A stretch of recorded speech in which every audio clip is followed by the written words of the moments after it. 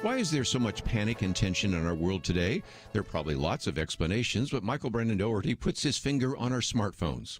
Now, he acknowledges that the pandemic and the lockdowns have contributed to the unease we feel, and he also concedes that the polarization of our politics is also having a significant impact.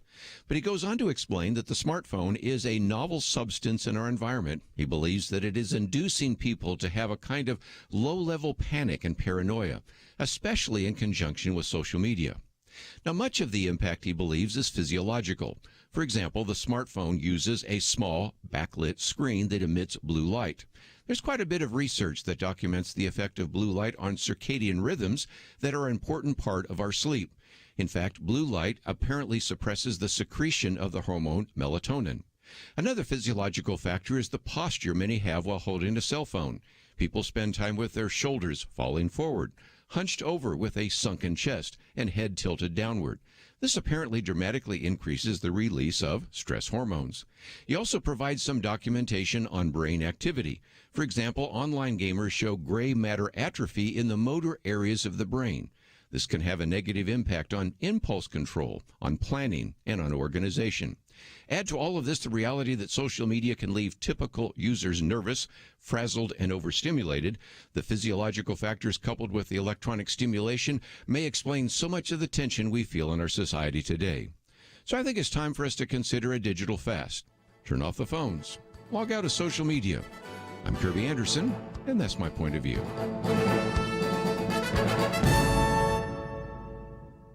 Go deeper on topics like you hear on Viewpoints by visiting pointofview.net. Pointofview.net.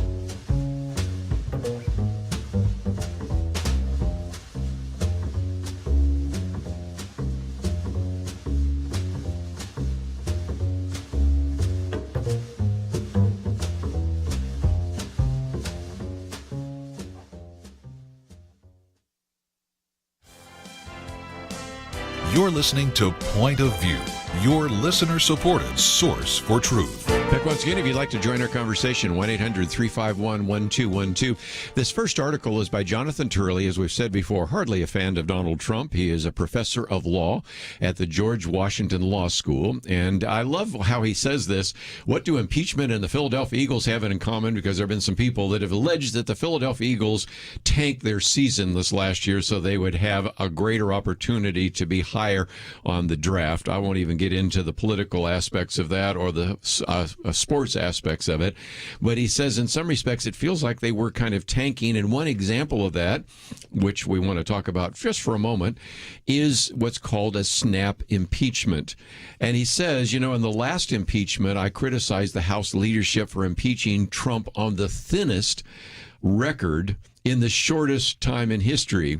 Well, then he says they outdid themselves this time by impeaching him a second time with no record and no history. I mean, before we get into the issue of the 14th Amendment, because I know Lathan's going to help us out with that, because that's the other part of this, Penna, we believe in something that looks like due process. And imagine if you were to go into a court and they would accuse you and then basically try you and never let you get a chance to present your side, in this case in the House of Representatives, and only now are you getting to present your side in the trial in the United States Senate. There's no fact, there's no record, there's just nothing. It was a snap impeachment, and that should concern, I think, all Americans. Yeah, I think they did it because they wanted to actually file that before he was out of office, even though the rest of it happens, as Lathan just said, after he is no longer president. But, it almost seems like, and And there are other indications too that it really was just for theater and for show for their base, because there's not much that says that they could be successful in getting a conviction in the United States Senate. And so, we're not really worried about that. We just hate the idea that this is happening in our country right now. And that is just, I don't know, it's almost a disregard for the rule of law, I think, on the part of those that have made this happen. And you also wonder, is this going to begin a pattern? Because impeachment wasn't used much, and suddenly it's being used, twice in one presidency and a lot in the last few decades. To sort of carry on your analogy, what they did in the House would be the equivalent of having a judge read the charge against you and then turn to the jury and go, guilty or not? That's basically what they evidence. Did. Very close. I mean, they didn't conduct a hearing. They just read. Didn't even call witnesses. Even nothing. The House wanted witnesses. That's another point he makes here in this article. Yeah. Right. Basically just, here it is. Okay, let's vote. This is what we're going to impeach him on. That's just crazy. Let me get to the 14th Amendment, because one of the things I love about Lathan is not only is he a lawyer, but he's really studied history, and he can help us with the history. Just the other day, I went through in some detail, and we posted a piece by Glenn Greenwald, who has a legal degree, on what incitement means, and that's a really high bar. But the thing we didn't cover is the fact that this particular article, one article, no multiple, just one article, is that he engaged in incitement to insurrection. And if you go to Section 3 of the 14th Amendment, it prohibits somebody from holding office if they engaged in insurrection or rebellion against the United States. First of all, there's no evidence that he incited. Number two, to call that, whatever you want to call that storming of the Capitol, it was not an insurrection. But give us a little bit of history, because this is something I suspect very few of our listeners know about the history of what the 14th Amendment was and why that is in actually the 14th Amendment. Right. So the 13th, 14th, and 15th Amendments are all passed right after the end of the Civil War. Right. So the reason that's in there in the 14th Amendment was to prevent people who had participated in the Confederacy, either as an officer in the military or in the Confederate Congress, as a governor or a state legislator in any of those states, if they had participated in any way with the South leaving the Union, that they would not be eligible to participate in the new reunited United States of America. That's why it says,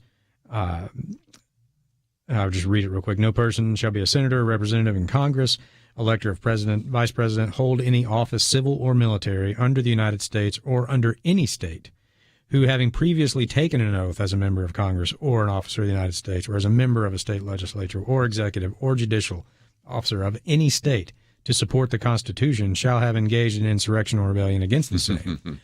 So what they're saying is, if you had once taken an oath that every person who serves in government takes, that you was, support, protect, and defend the Constitution of the United States against all enemies, foreign and domestic.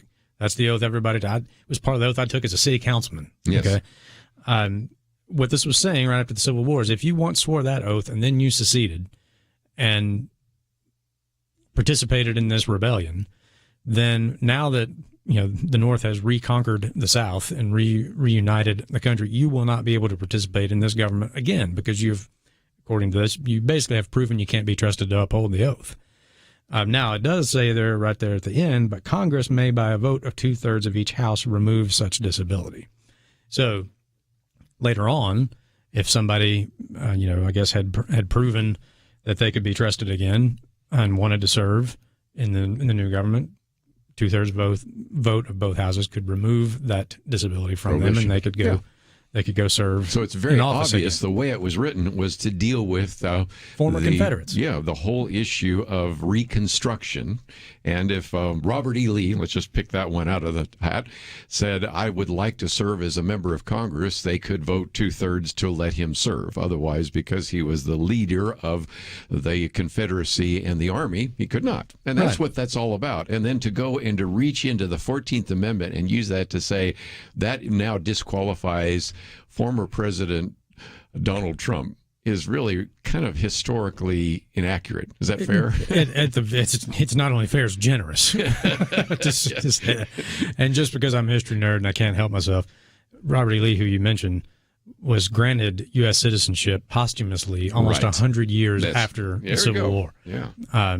Because he had gone through the process and he had done everything and signed a loyalty oath and basically had put it in the mail and it got lost. Oh. And so it was never acted upon during his life. And nearly 100 years later, I think it was 1960, Congress reinstituted his citizenship posthumously. So if the House had really been serious about impeachment, they wouldn't have used this. They wouldn't have used inciting insurrection. They would not have used that. I mean, by choosing those words. I mean, this is one of those things we say all the time. Like, words matter. Words have meaning, and words matter. They do. By choosing those words, they set the highest possible bar for themselves when it would come to a trial. And so whether or not they did that on purpose, like this article, saying they're basically tanking it on purpose, or they just did it out of, ignorance, which is always a safe bet when you're dealing with Congress. Either way, they set a really high bar that they had no hope of ever crossing, frankly. So, yeah, that's all I have to say about that. Yeah, I mean, maybe they could have actually gotten more senators to vote to convict if they'd used some other things that they could have explained within, like perhaps the idea that it was not some of his language and actions were not exactly wise. How you actually got people inflamed, you inflamed people, but you didn't incite insurrection. Going that far, it would be very difficult to say that you could. Yes, of course, you could probably get all the Democrats to go with it, but I mean, insurrection in and of itself. I mean, you would have to show that those people that showed up there at the Capitol that day, they were there to topple the American government. That's what insurrection is. That's the language of the 14th Amendment, insurrection or rebellion against the same. They wanted to end the United States of America. They wouldn't be in there taking selfies if they I were. Wouldn't think so. No, I mean, I think if that's what you're there to do, and even though we know there were some people who were armed and there were tragically people who lost their lives as part of this, but it doesn't appear to me that the people were there to overthrow the United States of America. And like you said, words matter. And in a world that we deal with where words can mean anything you want them to mean, maybe so, but... And to the point about the charge against him, incitement to insurrection. Maybe there were some people who that was their intent. But you still have Trump's to prove intent. that he incited them to do it. Right. And so that's why I say, like, they set the highest possible bar they possibly could for this charge that they're not going to be able to meet by any sort of legal standard. And again, as we've mentioned earlier in the week, the Supreme Court on two separate occasions, one dealing with NAACP leaders, another one with a KKK leader, in both cases rejected this idea because they place very, very high the bar for incitement. And there's nothing that the president said or the former president said that could even fit close to the if you will, legal definition of incitement. Anyway, we have a lot more to cover, and if nothing else, you'll learn a little bit about Robert E. Lee. When we come back, you'll learn something else about Planned Parenthood that most of us didn't know. We'll talk about that right after this. It is a new year, but we're still dealing with the same old problems. Problems like media bias and censorship, only now those problems are getting worse. Did you ever think that media bias could get worse? What about big tech censorship? Powerful companies like Facebook, YouTube, and Google have targeted Christians and conservatives for years, but now people are being banned from social media sites. Entire social media platforms are being cast offline. Same old problems, only worse. But here's the good news. Even when new years come and old problems get worse, the core solutions stay the same. We do what's right. We stand for freedom. We speak the truth. That's what Point of View has done for almost 50 years and continues doing today. More than ever, Americans need the reliability and perspective that Kerby Anderson and the Point of View team offer. You can stand with Point of View in this battle. Visit pointofview.net or call 1-800-347-5151. Pointofview.net and 800-347-5151. Point of View will continue after this.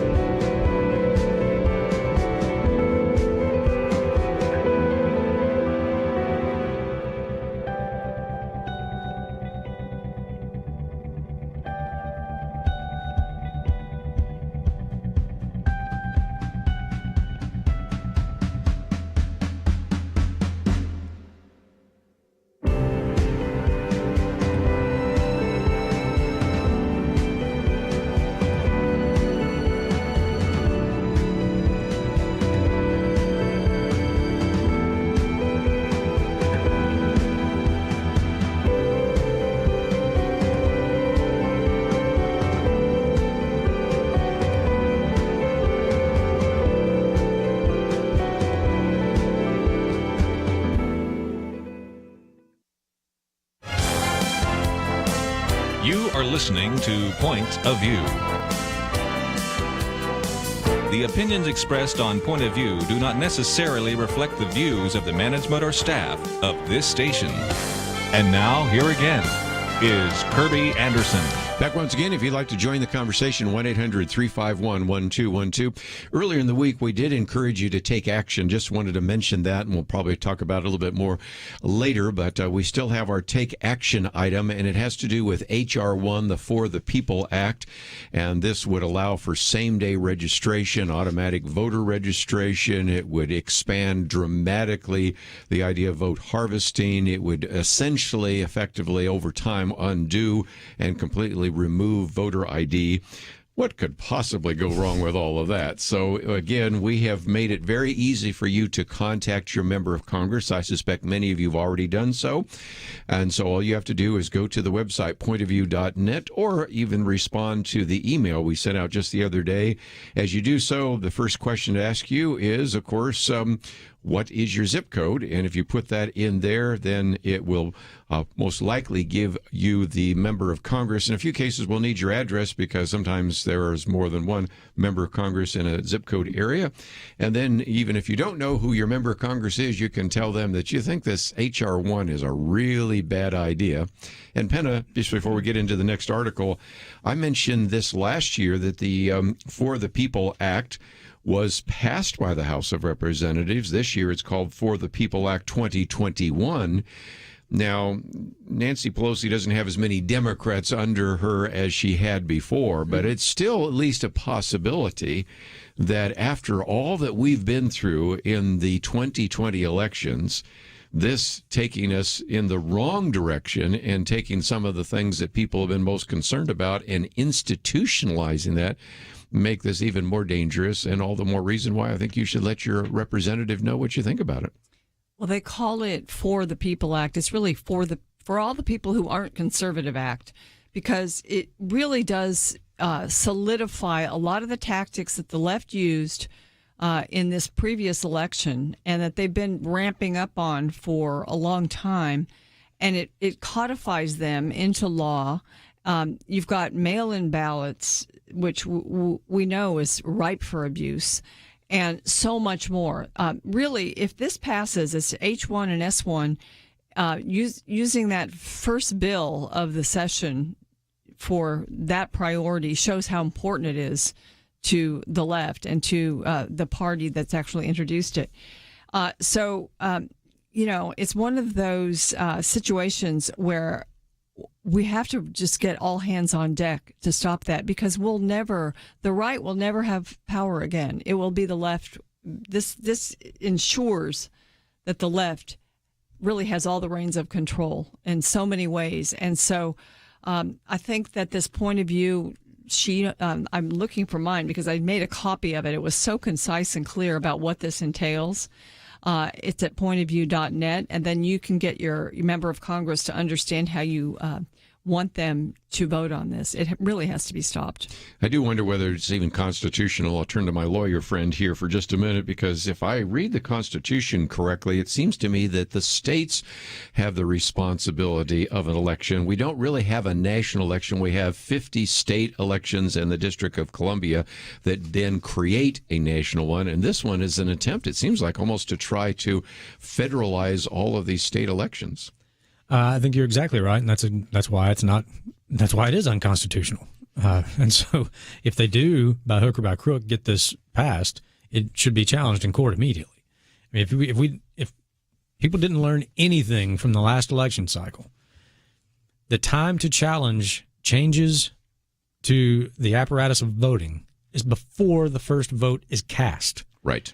The reason we're in the mess that we're in is because all of the changes that several states made leading up to the last election that were not done by the state legislatures, which frankly were unconstitutional, very few of them were challenged before the election. That was the time to challenge them. That's when, frankly, state legislators should have challenged these things that were done by governors or secretaries of state or whoever, to say the legislature didn't do that, and that's who the Constitution delegates this authority to. While you're at it, if you're contacting your federal legislator to tell him or her to vote against this, you should be contacting your state legislators and telling them, do something about this. It is your responsibility to pass the laws that determine how elections are going to be conducted in our state. And if you're in a state like Texas, where your legislature only meets every other year, it's even more urgent. You have to get this done. Yes, I don't think this has any basis in the Constitution to have a federal law to mandate anything, frankly, about elections, because it is a state responsibility. Now, there are without getting into too much of the weeds, there are Supreme Court cases about one man, one vote, and there's Voting Rights Act, and there's things of that nature. But at its core, elections are a state responsibility, and therefore this is a bad idea. It's a bad idea on many levels, and really doesn't really matter about left or right. If you put some of these things in place, probably the worst part of it is all the people who mistrusted the outcome of the last election just get used to that for every election from now on, because when these things are in place, anytime somebody loses, they're going to say it was stolen from them, because these things are in place that make certain types of voter fraud easier. So it's bad on many levels, but you're correct. I don't think it's constitutional. It makes outcomes murky. And, that's just a recipe for disaster. And when you look at like some of the things in H.R. 1 about same day registration as voting, you register to vote and then you vote, and, not requiring signature verifications on absentee ballots, and then just expanding absentee to mail-in ballot, mailing ballots out to everyone, all addresses that you have, not cleaning up the voter lists. That there's something wrong with cleaning up your voter list to make sure dead people aren't voting and people that moved out of the state haven't voted. So all of that kind of thing. This is where every single state has a responsibility right now, unless they're perfect already, to look at their voting systems and make sure that they have a lot of these. And, you can go to Heritage Foundation, Hans van Spazowski. He can give you lists of things that states should be doing to make their voting systems work well and be fair. And every legislature should be working on this right now. If we learned anything, we've learned that every state has got to get everything up to snuff. And if they don't work on anything else in the states, this would be the most important piece of legislation a state could have. Well, again, some of that material is available. And again, that list by Hans von Spakowski from Heritage, it was up there as well. And, of course, we also encourage you to take action. But let's just, before we take a break, we were just talking a few minutes ago about learning about Robert E. Lee, some stories that we didn't. This is one that was news to me, and Penn, I think it was to you as well. Abigail Schreier has been with us before, but she found out from an individual that had worked for Planned Parenthood that now Planned Parenthood is a gender factory. Talk about that. This is amazing. This was news to most of us. Didn't know that. And Abigail Schreier, I know you've had her on. She just recently wrote a book about this issue, but she's been sort of like an investigative reporter into the gender identity issue. And she's really unearthed some interesting and disturbing things. And this is one of them, that Planned Parenthood is now, well, we know that it's one of the largest providers of abortion in the United States, and that abortion is its cash cow. But we didn't really know that it's also one of the largest providers in the U.S. of cross-sex hormones, like testosterone for females seeking gender transition, and that actually they like it as sort of a bread and butter cash issue, because it's not just one abortion, then they're gone. But, if somebody goes in to change their gender, it's done in stages. First you get the hormones, and first you get the puberty blockers, then the hormones, then all kinds of blood work that has to be taken, different meetings. And so, it's the gift that keeps on giving, I guess. And, now that, and another thing that Abigail Schreier has written about is these sort of socially contagious gender changes, where people in their social group will all decide, especially girls in the early teen years, will decide that they want the gender, that, they're uncomfortable with their gender identity and they want to change, and they'll do it. And so, it becomes like a social pressure type thing, a peer pressure issue. And so, here's Planned Parenthood ready and able to facilitate something that would be absolutely devastating and life-changing, and wouldn't really help them with whatever sociological, psychological issues that they are facing. Again, that is our fourth article, and if that's news to you, I would encourage you to read it. It goes on for about 4 pages, and it's a perfect kind of setup for the commentary that you would hear right now if you're listening on our computers, because Penna Dexter's commentary, which you'll hear right now, is on the whole issue of destroying girls' athletics. Boys who claim that they are girls are just completely obliterating some of these records and some of these various athletic events, all because they are changing the whole nature of girls' athletics. We'll be right back.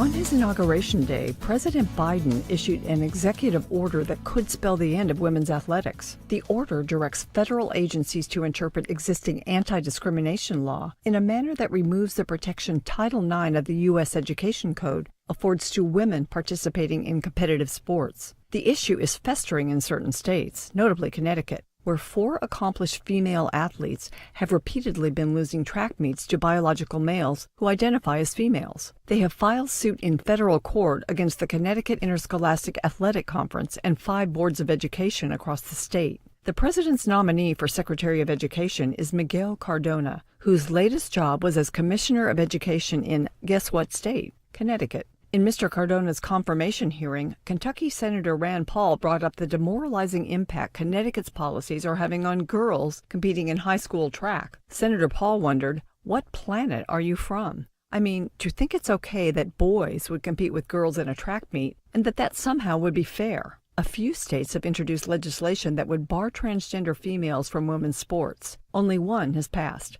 Idaho's Fairness in Women's Sports Act was signed last March. In August, a federal judge blocked the law. It's headed to the Ninth Circuit Court of Appeals. The challenge to the Idaho law is on behalf of a Boise State University student, a transgender girl, who sought to try out for the cross-country and track teams. She expressed relief when the law was blocked, declaring, "I'm a girl, and the right team for me is the girls' team." Tell that to Madison Kenyon, an Idaho State University runner, who along with her teammates must constantly compete against transgender females, i.e. biological males. She supported this law and recently signed on to a lawsuit against the Biden administration. Female athletes, her lawyer told Fox News, don't matter to this administration.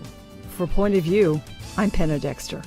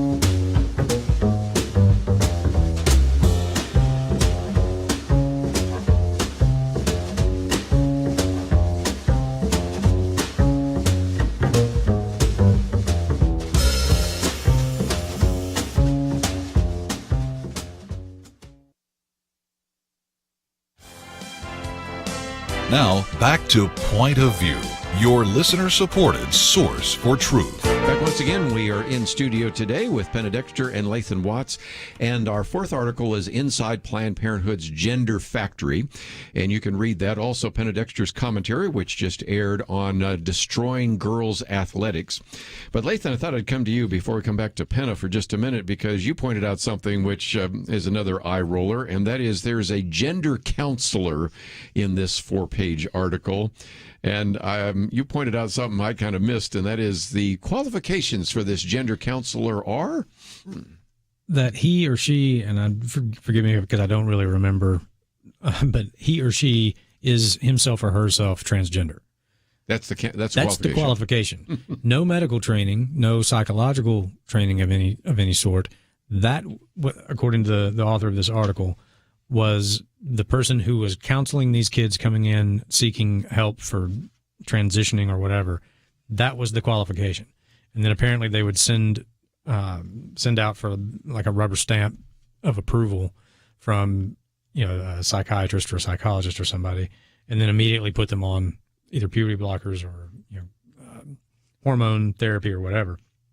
And I know we were talking during one of the breaks about Ryan Anderson's book called When Harry Became Sally. Yeah. Anderson, who was with the Heritage Foundation, I think when he wrote it, but now with Ethics and Public Policy. Exactly. Mm-hmm. Yeah.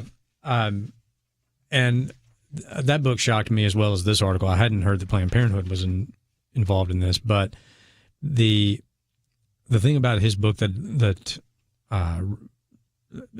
still just sort of bothers me when I think about it was how many times he documented talking to people who had gone through this process, that how many of them went and sought counseling, and after one counseling session, which are typically 45 minutes to an hour maybe, so after 1 hour with a psychiatrist or therapist or psychologist, were immediately prescribed hormone blockers or testosterone or estrogen, whichever they were seeking.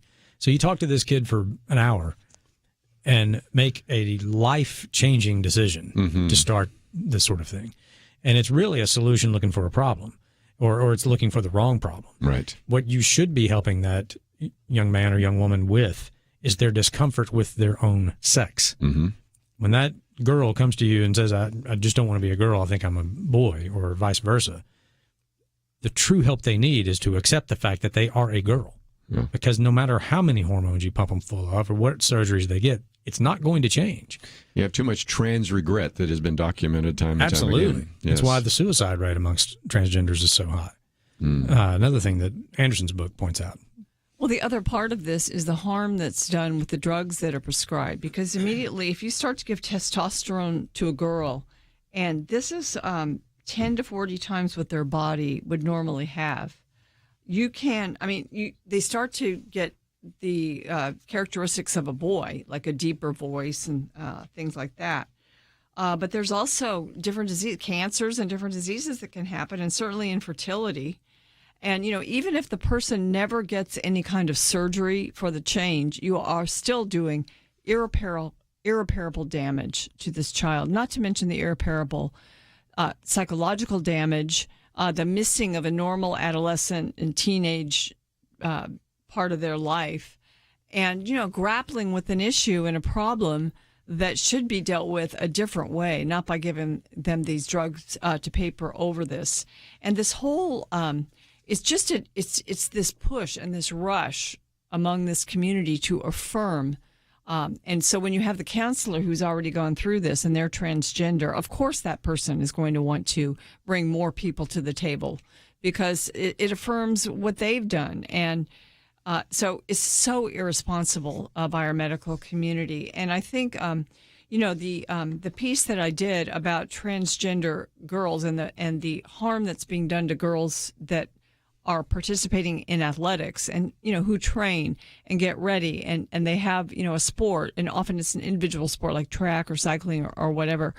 And then the boys come along and I self-identify as girls, and they start taking, they may be mediocre at the sport, and in most of these cases they are when they've competed as a boy, but as soon as they get on the girls' team, they're winning everything, and the girls have no chance.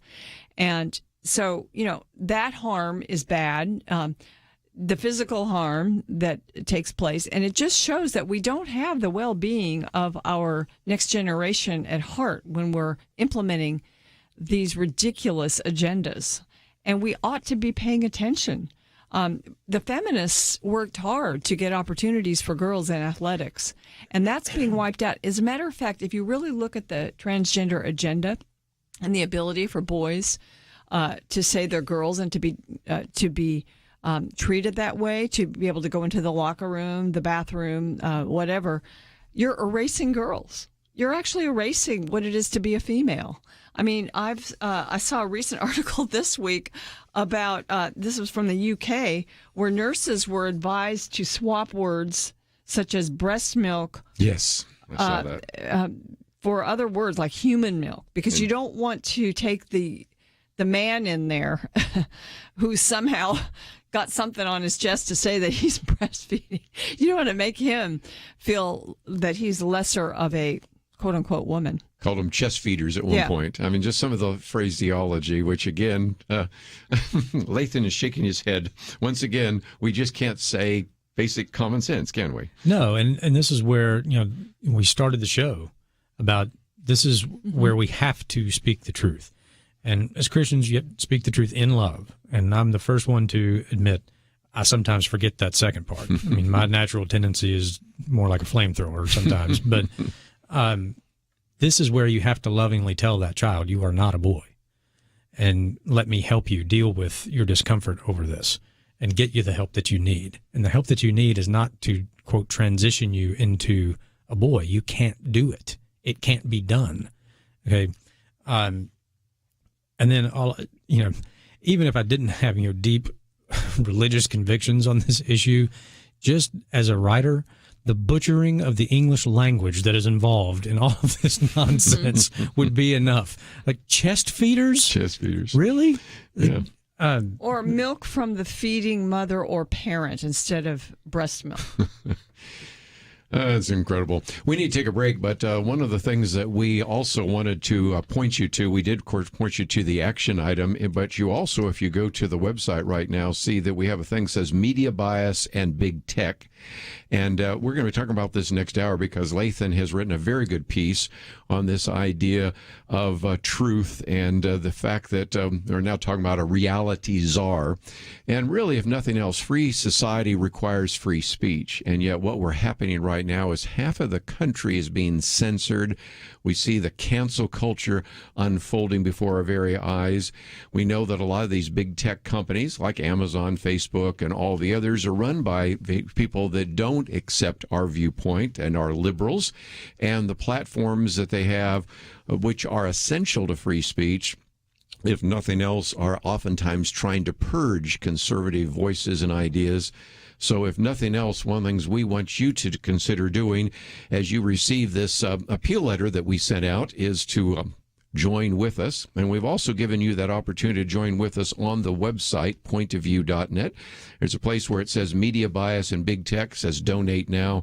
And if nothing else, Everyday Point of View is really trying to reach out to Americans with some of the facts and figures. We talk about media bias so often. A little bit later, we're going to talk about how I think some respects, even the various travel restrictions on Florida have to do with the fact that the governor's standing up to big tech.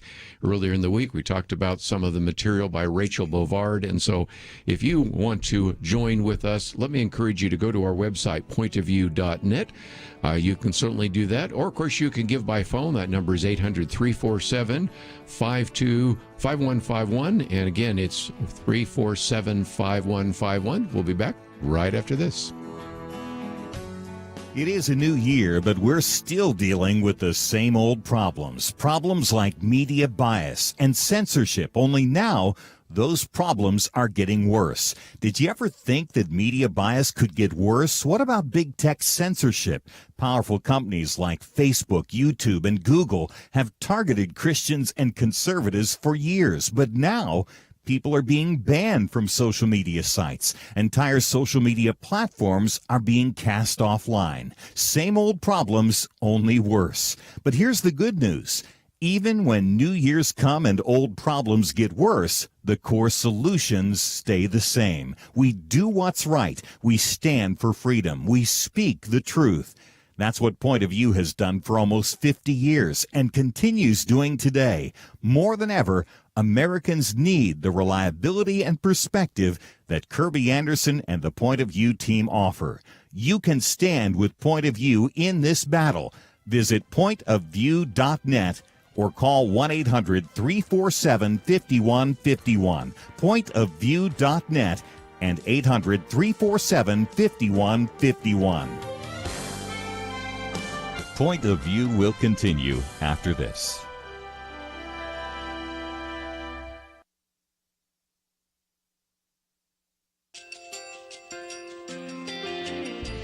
I just want to thank you so much for all the wonderful programming you have. You're just absolutely fantastic. I recently started listening to Point of View, and I really found it interesting because of the different subjects you cover. Thank you for that. I really appreciate everything that you do in keeping us informed. Thank you, Kerby, for everything that you have been doing. I appreciate all the work that you're doing, advocating for the Word of God. Thank you so much. Point of View, I think, is absolutely necessary because it's a Christian perspective, a biblical worldview perspective, and receive very current, up-to-date information about what is really going on, week to week in our culture, which is changing so rapidly, and yet it's morally sliding backwards. Yeah, I just, first of all, I thank you guys. Y'all's program is wonderful, and enjoy it every day. I learn so much every time I listen to it. Point of View Radio Talk Show.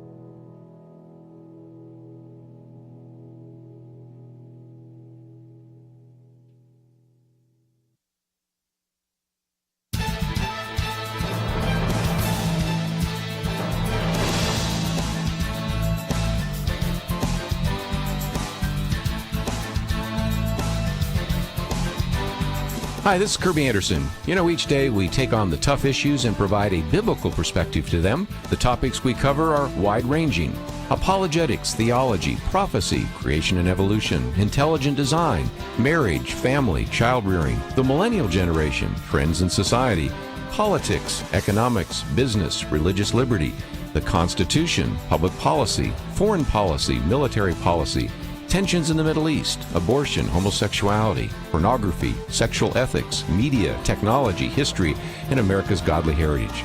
We talk about anything that affects your faith, your family, or your freedom. So don't go anywhere, because Point of View continues right now.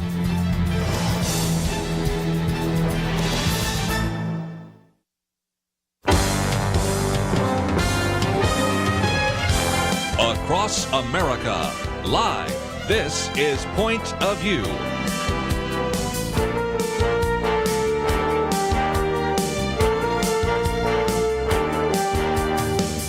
And now, Kerby Anderson. Back once again, it is our weekend edition. Penna Dexter, Lathan Watts in the studio. And if you'd like to join us, 1-800-351-1212. Starting us off this hour, I thought we would go to a piece that Lathan Watts wrote.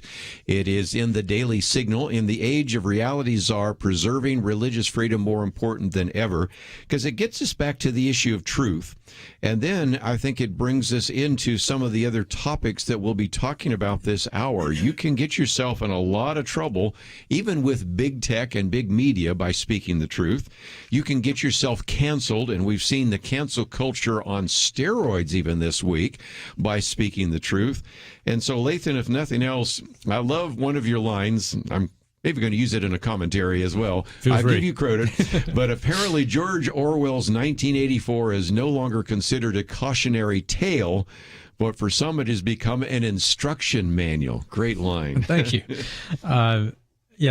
This whole idea of a reality czar, it was pitched by a New York Times editorial that said basically that the Biden administration needed a cross-agency task force, so a government task force headed up by a reality czar.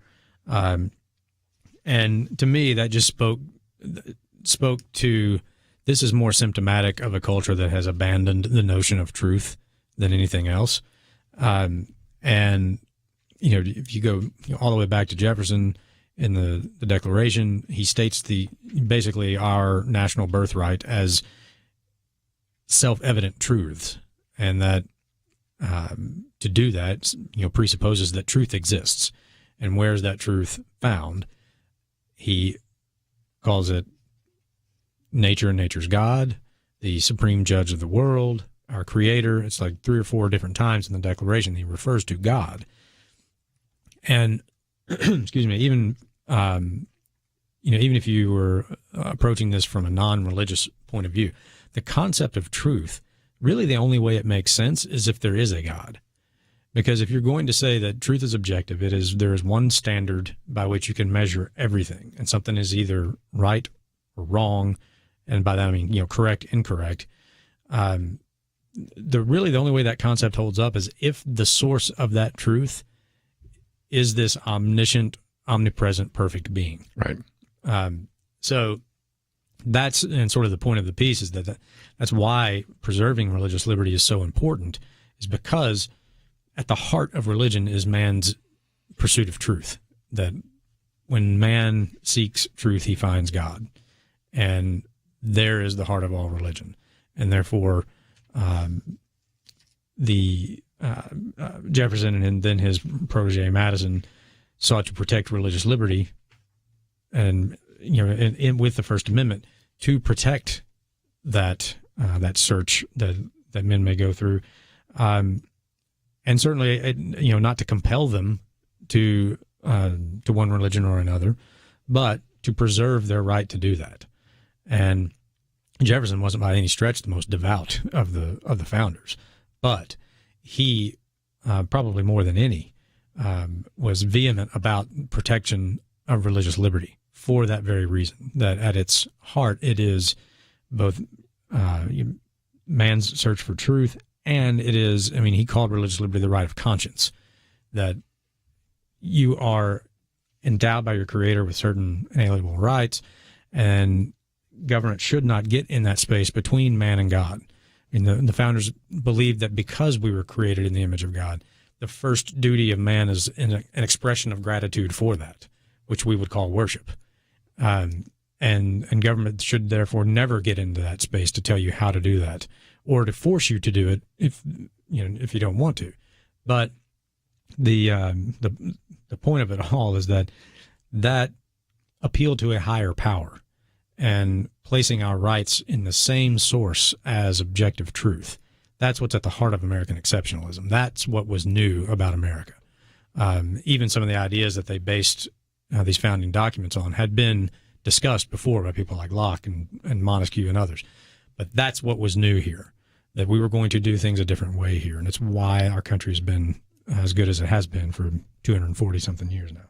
But we've been chipping away at that exceptionalism, and you quote that purveyor of all truth, Oprah Winfrey, who in 2018 said at the Golden Globe Awards, "Speaking your truth is the most powerful tool we all have," which is chilling and scary. And of course, it depends on who is speaking it.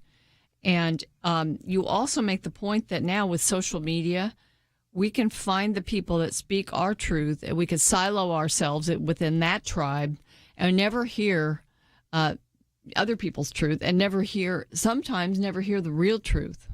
And so, we're in a dangerous situation. And, one other thing is some people will say science is the source of truth, but science is inquiry, and you're constantly discovering new things. So it's not a fixed truth. And so, you'd have to just say, well, God created all the things that we're discovering and studying in science. And so it's really not science that provides us with the truth. Yeah, you're exactly right. That the point about social media, that you can sort of silo yourself and never hear a view that opposes yours. But what's even more dangerous than that is, more dangerous than self-imposed isolation is the isolation imposed upon you by the people who run those platforms.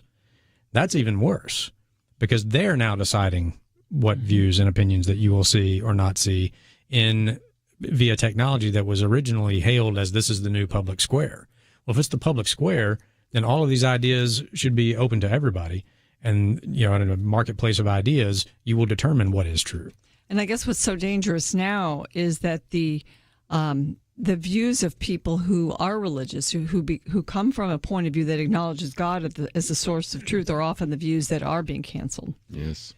And that's really what's at the heart of the First Amendment. Popular views don't really need protection. It's the views that aren't so popular that really must be protected.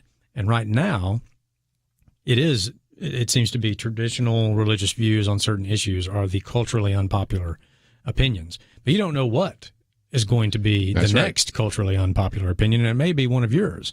So if you're not standing with us to protect people of faith, of all faiths, who happen to be on the outside of culture right now, then that protection is not going to be around for you when they come for you. And that's, I think, the point that you're making is that it's even more than just the religious views. Who would have thought that it would have been, quote, unpopular to say that boys shouldn't compete with girls in girls' athletics? Yeah. Who would have said that talking about hydroxychloroquine or ivermectin would be canceled, and you would not even be allowed to say that? Earlier in the week, we talked about how a member of Congress, a United States senator, said, we had testimony that was in the Senate subcommittee here on ivermectin, and it was pulled off of YouTube, even though it was coming from very credentialed doctors. So it's not just the religious views that are getting censored. Just about anything that is deemed to be not politically correct gets pulled. And that's why we're trying to tell our liberal friends, you better pay attention to this, because if you allow this to go on, pretty soon you'll be the ones to be canceled. And all of a sudden, some of the things you're talking about will actually be untruth or misinformation, and you'll be censored as well. Let's take a break. We have a lot more to cover. We will do that right after this.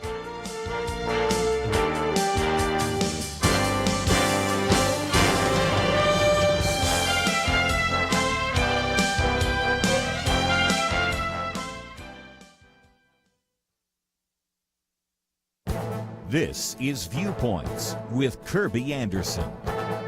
Why is there so much panic and tension in our world today? There are probably lots of explanations, but Michael Brennan Doherty puts his finger on our smartphones. Now, he acknowledges that the pandemic and the lockdowns have contributed to the unease we feel, and he also concedes that the polarization of our politics is also having a significant impact. But he goes on to explain that the smartphone is a novel substance in our environment. He believes that it is inducing people to have a kind of low-level panic and paranoia, especially in conjunction with social media. Now, much of the impact, he believes, is physiological. For example, the smartphone uses a small, backlit screen that emits blue light. There's quite a bit of research that documents the effect of blue light on circadian rhythms that are an important part of our sleep. In fact, blue light apparently suppresses the secretion of the hormone melatonin. Another physiological factor is the posture many have while holding a cell phone. People spend time with their shoulders falling forward, hunched over with a sunken chest, and head tilted downward. This apparently dramatically increases the release of stress hormones. He also provides some documentation on brain activity. For example, online gamers show gray matter atrophy in the motor areas of the brain. This can have a negative impact on impulse control, on planning, and on organization. Add to all of this the reality that social media can leave typical users nervous, frazzled, and overstimulated. The physiological factors coupled with the electronic stimulation may explain so much of the tension we feel in our society today. So I think it's time for us to consider a digital fast. Turn off the phones. Log out of social media. I'm Kerby Anderson, and that's my point of view.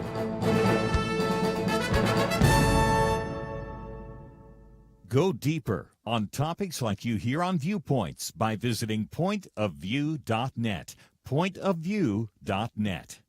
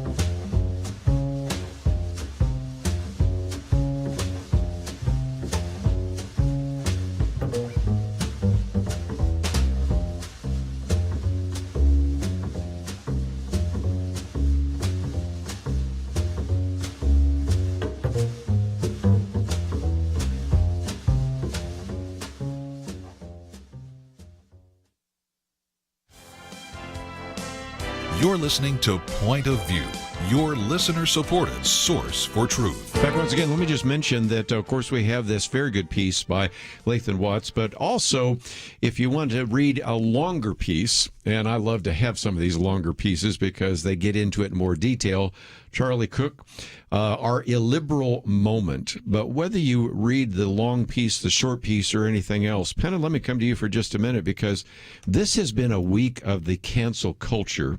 And that was even before we got into The Mandalorian and Disney and all of that later in the week, because we actually had a couple of very significant examples previous in the week. And one of those is a science editor who I'm well aware of, who has been in the New York Times for 40 years. And he has done, I think, an admirable job of addressing the issue of science. And he was given his walking papers the other day. And the reason for it was a couple of years ago when he's with a student's complaining about somebody that used the N-word. Okay. And he, in explaining what might be the response, used the word again. He didn't use it in a racist way. He didn't use it in an approval way. He didn't use it any other way. And then 2 years later, it surfaced that he said that. And the original head of the New York Times, the people in positions of leadership, said, okay, no harm, no foul. And then you had those who are the younger woke group in the New York Times. They want his head. And so when you start throwing out people like this or others that have left for the New York Times, when you have earlier in the week, we talked about a country western singer who said something wrong when he was drunk. There's a lesson there. Don't get drunk.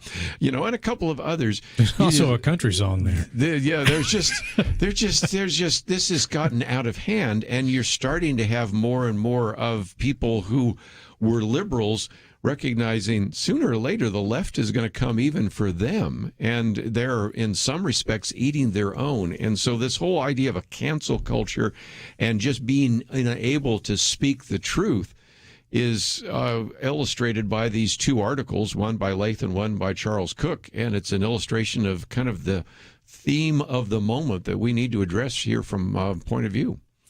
We used to use the word liberal as a derogatory term. We would say the liberal and the conservative.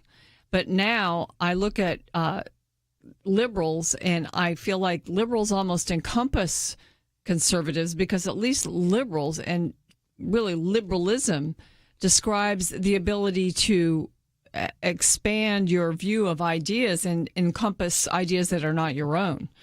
But now the left doesn't. The left has no tolerance for that. In fact, the left is basically demanding adherence to its positions on everything. And if you don't hold to those, you're canceled, you're fired, you're taken off social media, you are slandered. And so now, as you've mentioned, throughout this show, we have people who we would have called liberal, and we do call liberal, people who don't hold to conservative Christian views, but they're agreeing that this cancel culture is just, it's so destructive, and we can't allow it to continue. Yeah, there's nothing liberal about it. Right. I mean, there just isn't. And one of the points, and thank you, I'm almost embarrassed to have my article mentioned in the same breath with Charlie Cook, but one of the points that Charlie Cook makes is that that when the left was sort of on the outside looking in from a lot of institutions of power, whether it's academia, media, whatever it may be, that's when they advocated for tolerance of these ideas. Once they became in control of those things, tolerance for any other viewpoint went out the window, and that it's short-sighted on their part, is his point, that and he uses the ACLU as a good example, that for them to now say, well, because our views are the popular ones, there should be no tolerance of any other viewpoint, that is short-sighted at best, because you don't know when your viewpoint is no longer going to be the one that's culturally in the majority or popular at that time. And that's why defending the principle of free speech, freedom of religion, all of the things that we hold dear, that's why it's so important, because it preserves your own right to speak what you believe in. And in a culture that values debate, if we get back to that, the marketplace of ideas, you speak your mind, I speak mine, and we let the people decide. But to the point of my piece, that without an objective standard, without an acknowledgement of the idea that truth exists, then there's nothing to measure the two things against. It's just, well, that's your point of view, this is mine, and oh well.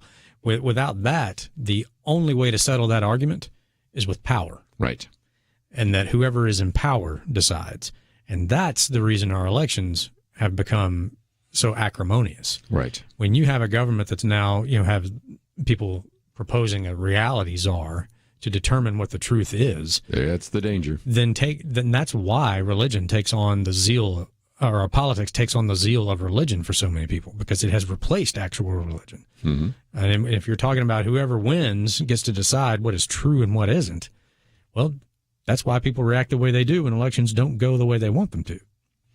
When you think about the founding of our nation, I guess the definition of liberal, you could define it as liberal because it's the classical term, in the classical sense, yeah. Because really behind this was the ability for people to worship as they chose, to have their religion inform their life and their everyday living and their decisions, and all of that is a threat to those who want power. And so, I know you guys, every time when we talk about religious liberty, we talk about the threat that it is to the left and to big government. And it's now it seems like in the situation that we're in, the left is really has got the power and trying to solidify and consolidate it and make it permanent. And so many of the things we talked about today, from HR 1, onward, are ways in which the left is attempting to consolidate its power. I think the impeachment is about that, because they don't, they even said it. They don't want Trump to run again. They want to hold on to the power. And the only way to do that, and also to define their own morality, they've got to have a whole bunch of people out there enforcing that. And so, it's a situation that, some people talk about the pendulum swinging. I'm not so sure the pendulum can swing once they've got full power. Yes. Well, that's one of the things that we talked about earlier in the week when we quoted from the Matt Walsh article, because basically the institutions where the canceling is coming are dominated by the left. And I make the distinction, as Dennis Prager does, between the left and liberals. That the university, if it held to this idea that Charlie Cook talks about here, that classical liberalism had humility, tolerance, and forbearance. Well, there's no humility now. We're right, you're wrong. Tolerance, forget that. We aren't going to give you the opportunity to express your point of view. And he even starts out with the supposed statement by Voltaire, who apparently didn't say it, but I disapprove what you say, but I defend to the death your right to say it. That's kind of the classic liberal idea, that the idea of truth surfaces out of many ideas. And if you see there's error, the best possible answer to error is more truth, more language, not less. But that's not happening on the university campus today, in most cases. It's not happening back to our argument about media bias and big tech, which is our latest appeal letter and material on the website.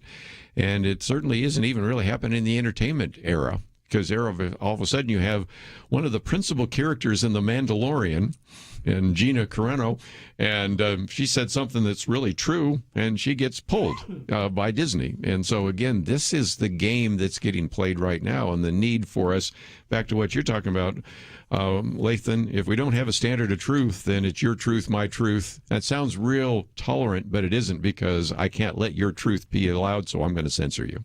Yeah, exactly, because what happens when your truth conflicts with mine? Yeah. Right. I mean, it's when truth is completely subjective, you end up in that scenario. And that's what I was saying earlier, that, well, then the only answer is power, because somebody has to decide. Right. Yes. And that, I think is the source of how acrimonious our politics are right now. Well, we need to take a break, and we have generated a lot of phone calls. So I'm going to get a few phone calls when we come back from the break. Let me just mention, we will get into a couple of other issues. One of those is a vote, which I think illustrates, again, just the lack of any kind of common sense on the fact that we couldn't even get a piece of legislation that would say that if a baby who survives an abortion should get the same care as any other baby. That went down to defeat, a piece that was put forward by Senator Ben Sasse, and many other articles we'll talk about right after these important messages. It is a new year, but we're still dealing with the same old problems. Problems like media bias and censorship, only now those problems are getting worse. Did you ever think that media bias could get worse? What about big tech censorship? Powerful companies like Facebook, YouTube, and Google have targeted Christians and conservatives for years, but now people are being banned from social media sites. Entire social media platforms are being cast offline. Same old problems, only worse. But here's the good news. Even when New Year's come and old problems get worse, the core solutions stay the same. We do what's right. We stand for freedom. We speak the truth.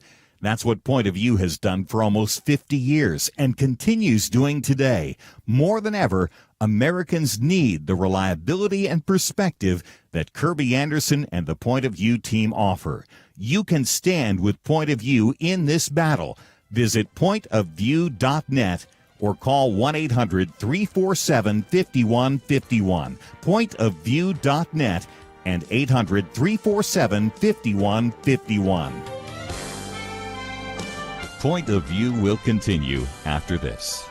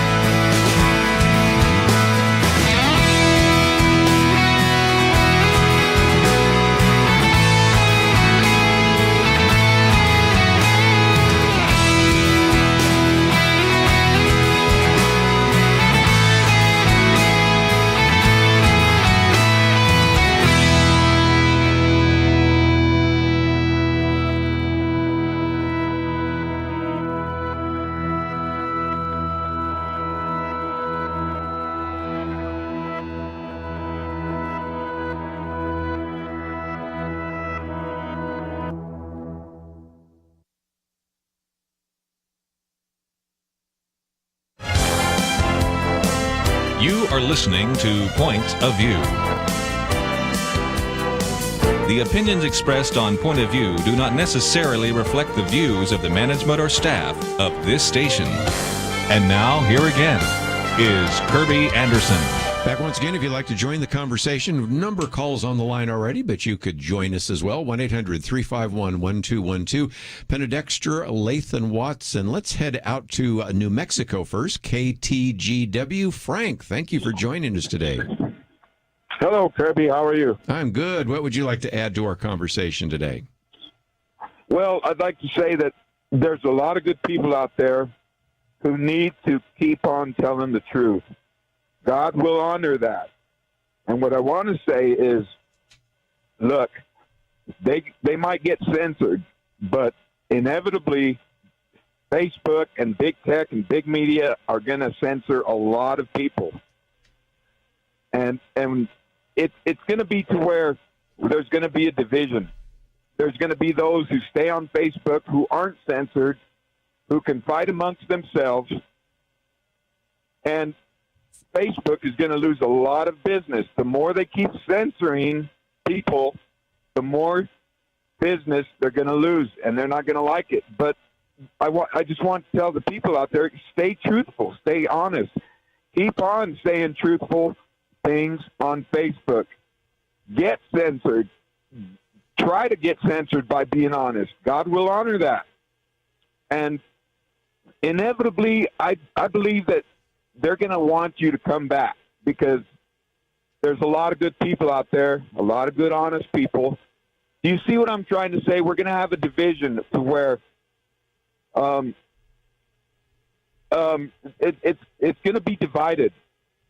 There's going to be those who are honest and truthful, and those who keep on lying and keep on,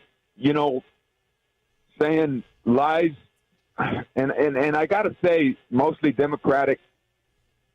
Yeah. It's mostly the Democrats who just keep on and on with their slandering and their mistreatment of other opponents in politics. And Lathan puts it this way: Lathan really just simply saying what you need to do is just speak the truth anyway, and don't worry about it. I think that's the only way to respond to this moment in the culture is you have to be willing to do it anyway.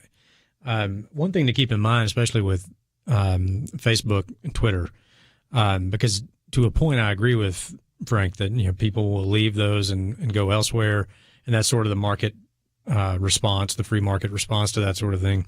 But always remember, when it comes to Facebook, Twitter, social media, you're not the customer. You're the product. Yes. They are not. You're not their end user, really. All those ads that you see that pop up in your feed, that's their customer. Right. All of those companies, they are selling those companies access to you. You're not really the customer. You're the product. Right. Now, to his point, if enough people leave Facebook or Twitter or go somewhere else, those advertisers will leave with them because they go where the market is available. Looking for eyeballs. That's what they're looking for. Well, let's keep taking some phone calls because we have generated a lot of phone calls here today. So head out to California this time. Mark, thank you for joining us today here on Point of View. Hi. I was Air Force back in the 70s, and an old guy told me the ballot box or the bullet box, and I believe we should go back to the rule of law, which is the 10 Commandments. That's my comment. Well, it's a good comment. And in some respects, it gets us back to one of the issues that is surfacing here in the Charles Cook piece is the idea of virtue. And earlier in the week, we did a program just on this whole idea of virtue. You use the word virtue or tolerance or forbearance. Sounds like words out of the 19th century, like buggy whips. I think we need to come back to the 10 Commandments. We need to come back to Christian virtues. We need to come back to speaking the truth. Penna, what's your thoughts? Yeah, and see, so what it is, it's an individual self-enforcing morality on themselves and studying the Christian virtues and walking in them.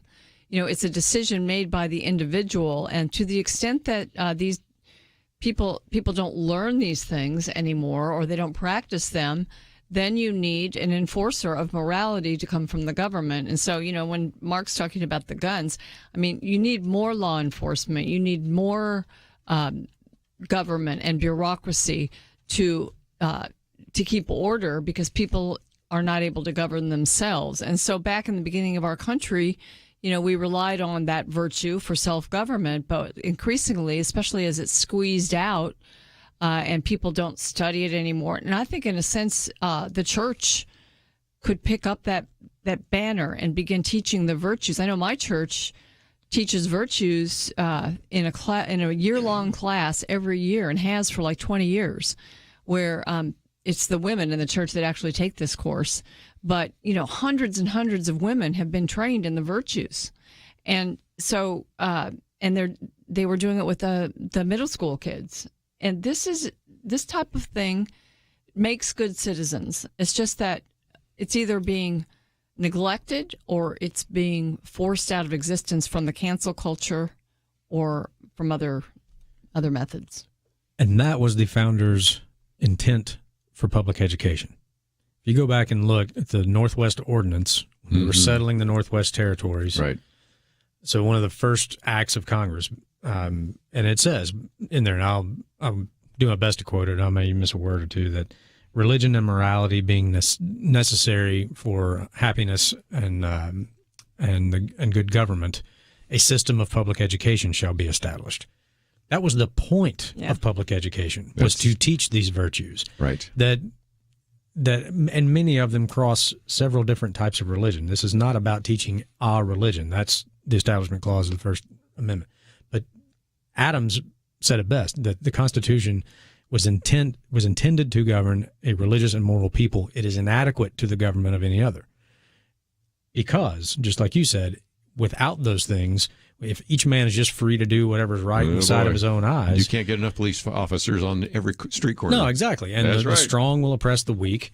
And then eventually the weak will cry out for some big, strong leader to come in and fix this, and you are right back to a monarchy. That's what happened with the French Revolution, is the difference between the Revolution in France and the American Revolution. So to your point about teaching virtue, that was the original idea for public education. It was to create citizens capable of living in a republic, in a free society. And freedom requires morality. You can't have one without the other.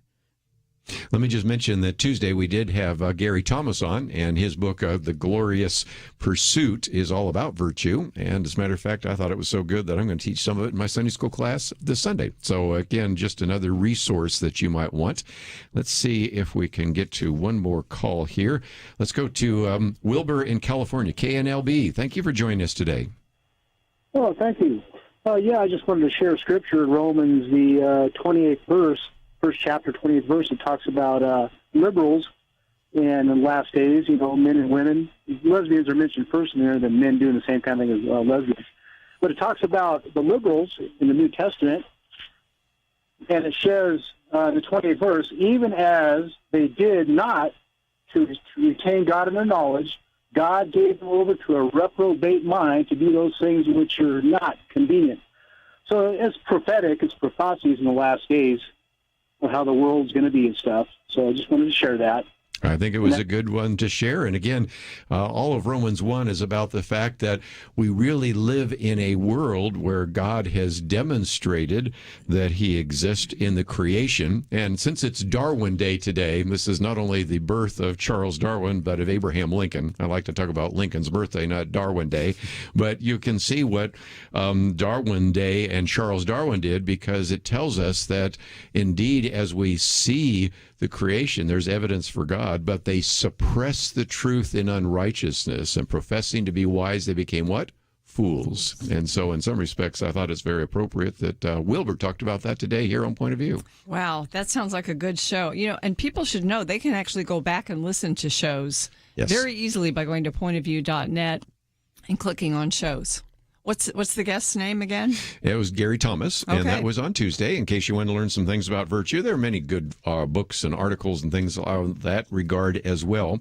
And I know one of our callers wants to talk about the issue of abortion and some of the legal rights during that. So I thought, just as we come back from the break, one of the articles we've posted, I think it is our second article, has to do with Senator Ben Sasse. Now, this is not the first time he's put forward this particular piece of legislation, but this was an amendment to simply say that a doctor who, in the form of abortion, if there's a baby that survives an abortion, that baby should be given the same health care as any other baby of that age.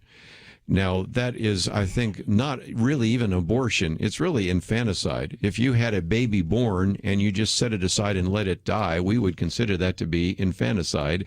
And yet he could not get more than 52 votes. 50 Republicans voted for it. 2 Democrats did. And to give credit, Joe Manchin and Bob Casey, Democrats from West Virginia and Pennsylvania, voted for it, but all the other Democrats voted against it. And he said it should have been 100-1. So we'll come back and talk about that, and then we'll get into some other calls that you are wanting to raise the issue of abortion and infanticide. So we'll talk about that right after this.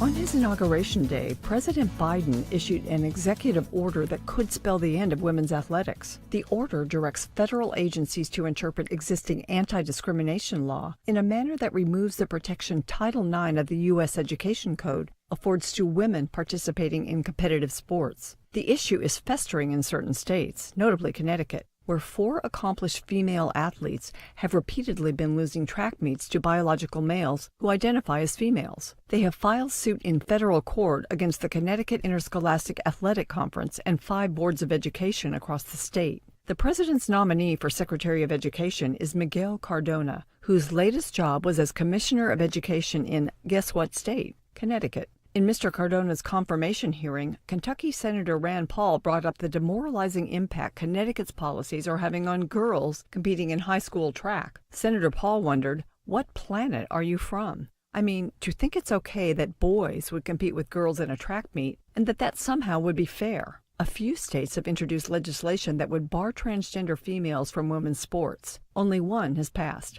Idaho's Fairness in Women's Sports Act was signed last March. In August, a federal judge blocked the law. It's headed to the Ninth Circuit Court of Appeals. The challenge to the Idaho law is on behalf of a Boise State University student, a transgender girl who sought to try out for the cross-country and track teams. She expressed relief when the law was blocked, declaring, "I'm a girl, and the right team for me is the girls' team." Tell that to Madison Kenyon, an Idaho State University runner, who along with her teammates must constantly compete against transgender females, i.e. biological males. She supported this law and recently signed on to a lawsuit against the Biden administration. Female athletes, her lawyer told Fox News, don't matter to this administration.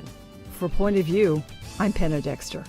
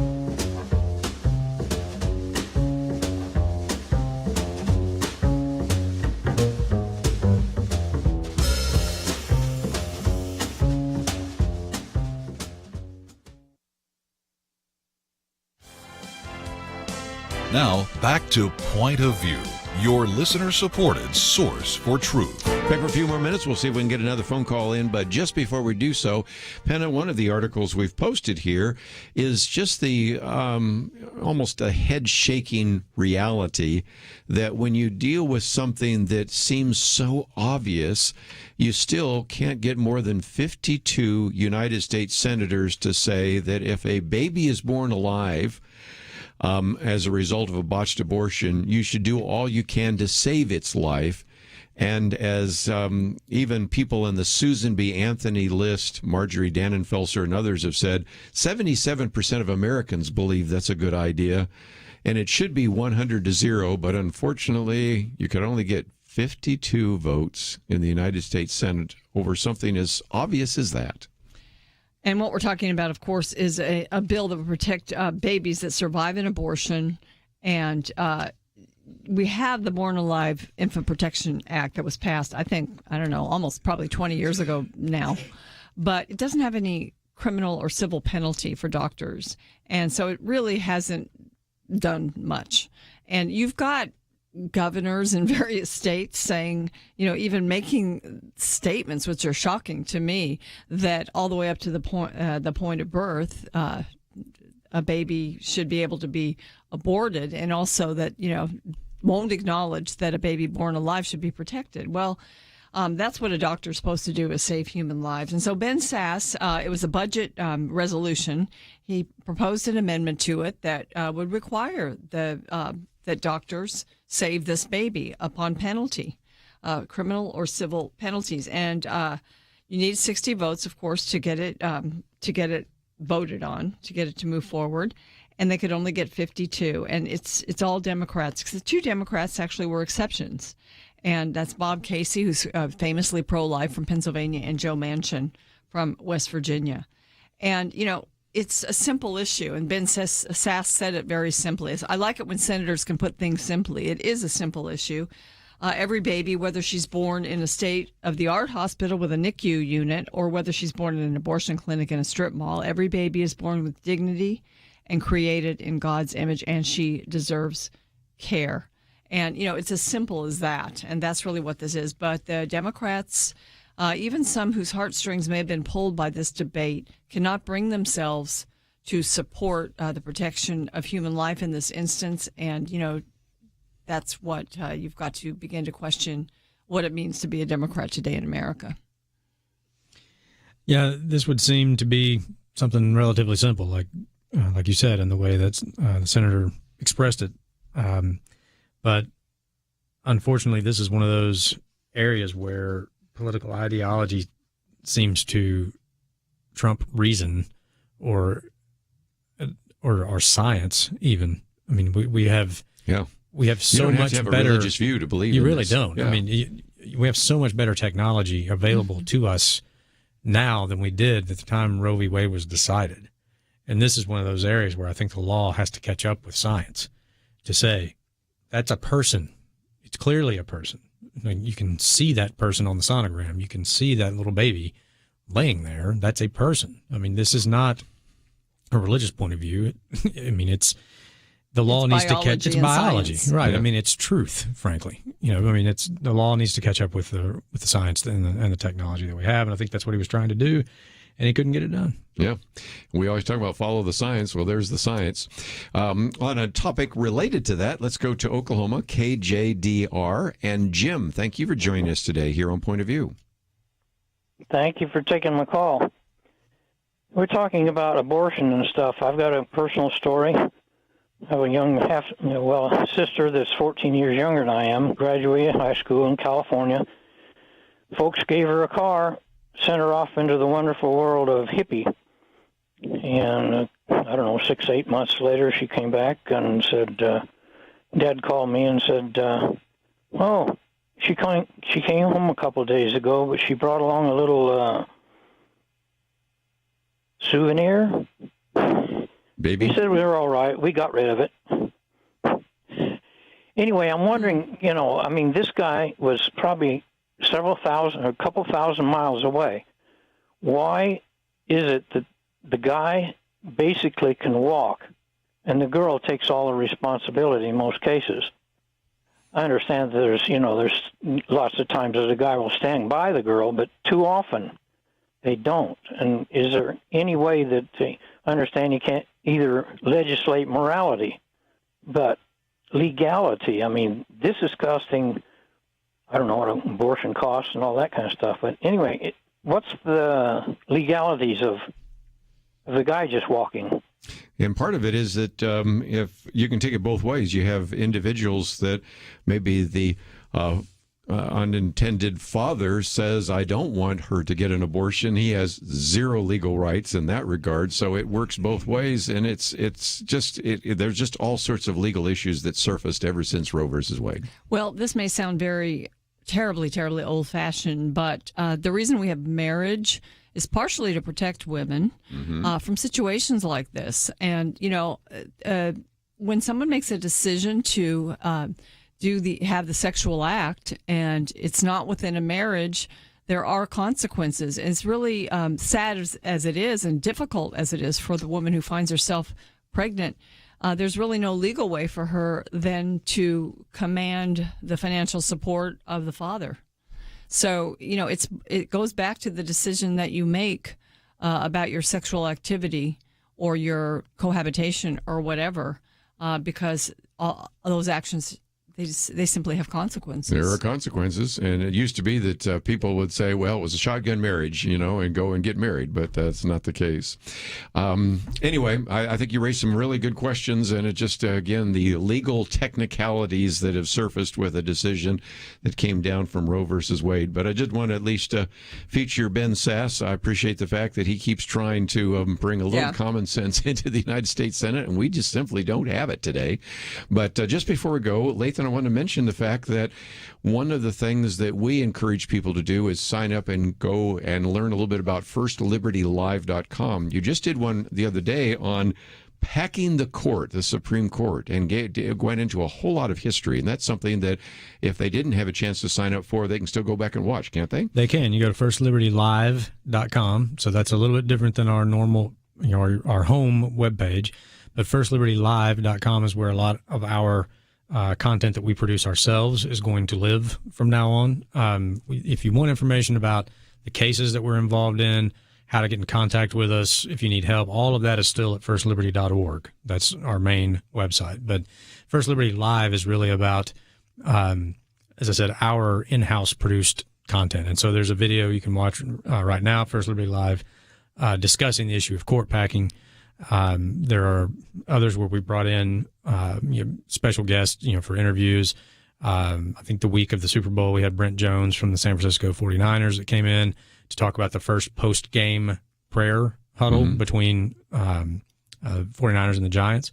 And we surprised him by having Coach Kennedy join the interview because Brent Jones had actually reached out to us about Coach Kennedy's case. So there's lots of good stuff there on FirstLibertyLive.com. You can sign up there you'll get notifications when we have new videos and stuff like that. And then our normal homepage, firstliberty.org, is where you can get in contact if you need our help. I want to thank both of you for being here today. Penna Dexter's commentary is there. If you haven't signed up to receive that, you will arrive in your inbox tomorrow. Again, we have all the links to Lathan Watts' article and some of the rest. But, today we've been talking about truth, and remember the Founding Fathers really wanted us to base our government on truth. And at the same time, the appeal letter I sent out and even the banner that we have right now about media bias and big tech reminds us that we need to stand for truth. And one of the things we encourage you to do is to stand with us at pointofview.net, or you can give us a call, 800-347-5151. Have a great weekend. We'll see you back here on Monday. It is a new year, but we're still dealing with the same old problems. Problems like media bias and censorship, only now those problems are getting worse. Did you ever think that media bias could get worse? What about big tech censorship? Powerful companies like Facebook, YouTube, and Google have targeted Christians and conservatives for years, but now people are being banned from social media sites. Entire social media platforms are being cast offline. Same old problems, only worse. But here's the good news. Even when new years come and old problems get worse, the core solutions stay the same. We do what's right. We stand for freedom. We speak the truth. That's what Point of View has done for almost 50 years and continues doing today. More than ever, Americans need the reliability and perspective that Kerby Anderson and the Point of View team offer. You can stand with Point of View in this battle. Visit pointofview.net or call 1-800-347-5151, pointofview.net, and 800-347-5151. Point of View is produced by Point of View Ministries.